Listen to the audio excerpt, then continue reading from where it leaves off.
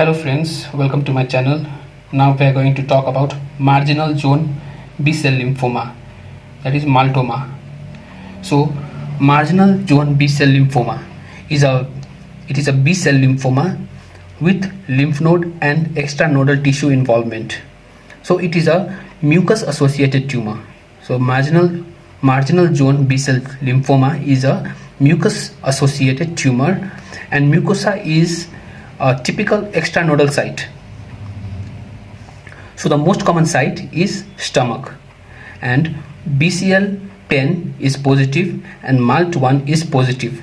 So these markers are upregulated by marginal zone B-cell lymphoma. Okay, so when they say the most common site of Maltoma, it is the stomach. But remember, most common site of MALT is ileum. So MALT is a normal tissue. So MALT is a normal tissue that forms Peyer's patch.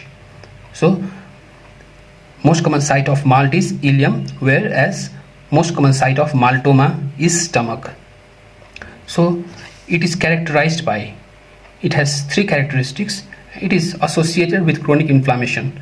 So non-Hodgkin's lymphoma with chronic inflammation is marginal zone B-cell lymphoma. So it is associated with H. pylori infection, and it involves the stomach mucosa. Now it remains localized.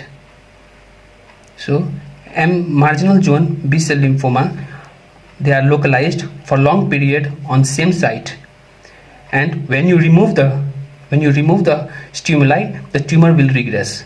So tumor regression occurs after the removal of stimuli. Example, H. pylori. So when you treat H. pylori, the tumor will regress. Now talking about cytogenetics. So cytogenetics, there is a translocation from 11 to 18 chromosome, that is positive. Translocation of 14 to 18 is positive, and translocation of 1 to 14 is positive. And translocation between 11 to 18 is resistant to chemotherapy. So translocation 11 to 18 is resistant to chemotherapy. Now we are going to talk about hairy cell leukemia. Hairy cell leukemia is a rare disorder. It is a very rare disorder, and it is a B-cell type. And the most common presentation is massive splenomegaly. So peripheral smear. Now when you do the peripheral smear, it shows hairy cells. Hairy cell is because of cytoplasmic projections. So these are cytoplasmic projections which gives a hairy cell appearance, and it also has a reniform nuclei. Reniform nuclei is a kidney-shaped nuclei which is seen in peripheral smear. When you are confused, you can go for phase contrast microscopy. So phase contrast microscopy will show hairy cell projection of cytoplasm. So phase contrast microscopy will show hairy projection of cytoplasm. And the RBC, you look for RBC, there will be a halo around RBC. So when you see a hairy cell leukemia, you stain it. When you stain with tartarate resistant acid phosphate, that is TRAP, so it will show positive. So tartarate resistant acid phosphate will be positive. So when it is positive, this will show red dot. So this will show red dot, that is, it is positive. Now when you do the bone marrow aspiration, you will get dry tap. What is dry tap? Dry tap is when there is no bone marrow cells are retrieved. So when you do bone marrow aspiration, there will be no retrievation of, so there will be no bone marrow cells that are retrieved. So because there is fibrosis occurring in the bone marrow, so there is fibrosis in perisinusoidal area due to fibrogenic cytokines from the tumor cells. So the tumor cells will produce fibrogenic cytokines which will cause fibrosis in the perisinusoidal area, and this will result in dry tap. Now you will do the bone marrow biopsy. On bone marrow biopsy, you will see hypercellular bone marrow, honeycomb pattern, and fried egg tumor cells. Now when you do the immunophenotyping, you look for the CD markers. So CD11C will be positive, CD25 will be positive, CD103 will be positive, and annexin A1 is also positive in case of hairy cell leukemia. Now talking about cytogenetics, BRAF mutation is positive, and this will be seen in more than 90% of the cases. BRAF mutation will be positive. And on doing the electron microscopy, you will see ribosomal lamellar complex. This ribosomal lamellar complex is not diagnostic, as it is also seen in other cases. So in hairy cell leukemia, there is increased risk of atypical mycobacterial infection, and this increase in risk of atypical mycobacterium is because of decrease in monocytic count, so which is also known as monocytopenia,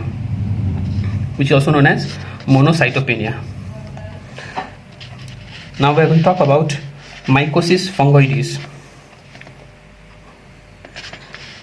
So when the lymphoma affects the skin, so non-Hodgkin's lymphoma affecting the skin is known as Mycosis Fungoides. When Mycosis Fungoides takes the leukemic transformation, or when it affects the peripheral blood, it is known as Sézary syndrome. When it affects the peripheral blood, it is known as Sézary syndrome. So it is a T-cell leukemia or lymphoma, and there is a neoplastic CD4 T cells. So these are characterized by neoplastic CD4 T cells. So most common cutaneous T cell lymphoma is Mycosis Fungoides. In Mycosis Fungoides, if you look at the skin, it will give you a fungal infection like presentation. So there will be patches, there will be plaque, and there will be nodules.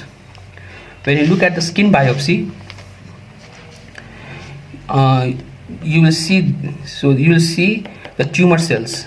These tumor cells are present at dermo-epidermal junction. So all these are tumor cells which are present in the dermo-epidermal junction, and this will appear like band. It will appear like band. So band infiltration. So these are neoplastic CD4 T cells.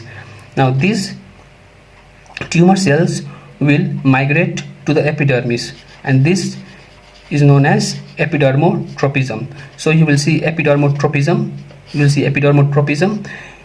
You will see these tumor cells at the dermo-epidermal junctions, which are band-like, and there are few aggregates. These aggregates are Poutier's microabscesses. So these are microabscess. Poutier's microabscess, which is seen only through microscope. That's why it's called microabscess. Now looking at the clinical feature, you see generalized erythroderma. Once you see generalized erythroderma, it means it is a sign of peripheral blood Sézary syndrome. So it has taken the leukemic transformation and it has involved the peripheral blood, and so is Sézary syndrome. And Mycosis Fungoides, it has a poor prognosis. And there is a frequent recurrence after chemotherapy. So even if you give chemotherapy, patient will come again and again with recurrence. So this is all about Mycosis Fungoides. Now the another topic is anaplastic large cell lymphoma. ALCL. So this is a T cell type of lymphoma. It is seen in young adult and it has a good prognosis. So ACL, so it has an ALK gene rearrangement present on chromosome 2 on the short arm, and this is seen in majority of the cases. It is seen in more than 90% of cases. ALK gene rearrangement. So CD30 will be positive, CD30 marker will be positive, and there is a translocation from 2 to 5. Chromosome 2 will show tyrosine kinase gene. So chromosome 5 has nucleophosmin and it is associated with good prognosis. So when you do the lymph node biopsy, you will see a large voluminous cytoplasm. So the cytoplasm is large and voluminous. So there's a large cytoplasm and the nucleus, and this nucleus is horseshoe shaped and it looks like an embryo. So it looks like an embryo. So it is also known as embryoid nucleus. So the cytoplasm is voluminous and large, and the nucleus is horseshoe shaped or embryoid shaped nucleus. So this is the hallmark of anaplastic large cell lymphoma. So this is all for today. If you like my video, please do like and subscribe. We'll see you in the next class. Thank you for watching.